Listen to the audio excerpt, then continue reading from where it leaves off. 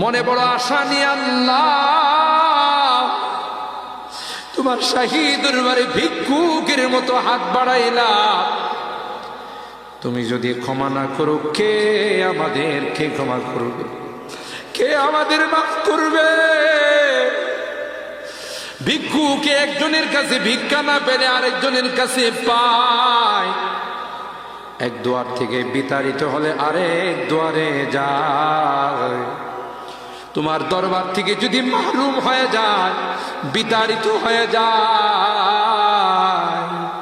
কার কাছে যাব? কে আমাদেরকে ক্ষমা করবে? মালিক রে, কাঙ্গালের মতো হাত বাড়াইলাম, তাওবা করতেছি, আর জীবনে কোনোদিন নামাজ ছাড়ব না, আর জীবনে কোনো গুনাহ করব না,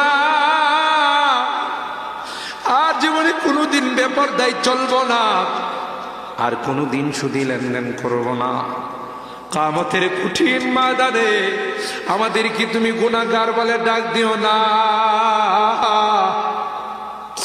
সূরা ইয়াসিনের মধ্যে পড়েছি, আল্লাহ গুনাহগারদেরকে তুমি গুনাহগার বলে ডাক দিবে, আর বলবে, এ পাপাচারের দলেরা, এ পাপিষ্টের দলেরা, আমার নেককার বান্দাদের থেকে আলাদা হয়ে যা। ওই দিন যদি আমাদেরকে নাম ধরে ধরে তুমি ডাক দাও, তোমার সমস্ত নবীদের সামনে লজ্জা পাবো। মালিক রে, আজকে হরিনাদি মাদ্রাসা আবু বকর সিদ্দিক রাদিয়াল্লাহু তাআলা আনহুর নামে মাদ্রাসা তোমার ঘরের সামনে বসে তাওবা করতেছি, আর জীবনে কোনো গুনাহ করব না, আর জীবনে কোনো নাফরমানি করব না। মেহেরবানি করে আমাদের তাওবাগুলোকে কবুল করে নাও ইয়া রাব্বাল আলামিন। এই মাদ্রাসাকে কবুল করে নাও, মাদ্রাসার যত জরুরত আছে গায়বী খাজানা থেকে পূরণ করে দাও।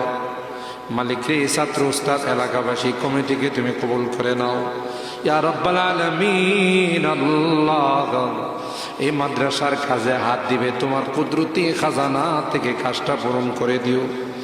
আমি মুসাফির চাইছি আল্লাহ, 3 দিন ব্যাপী কোরআনের তাফসীর শোনার পর একটা মানুষও যায় না।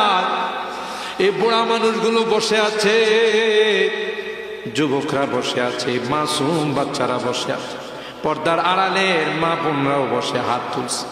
মালিক রে, আমার এই বুড়া বাবাদেরকে আবু বকরের মতো বানাই দিও, যুবকদেরকে জান্নাতি যুবক বানাই দিও, যুবকদের যৌবনকে তোমার কাছে আমানত রেখে দিলাম, হাসান হুসাইনের কাফেলার সদস্য বানাই দিও।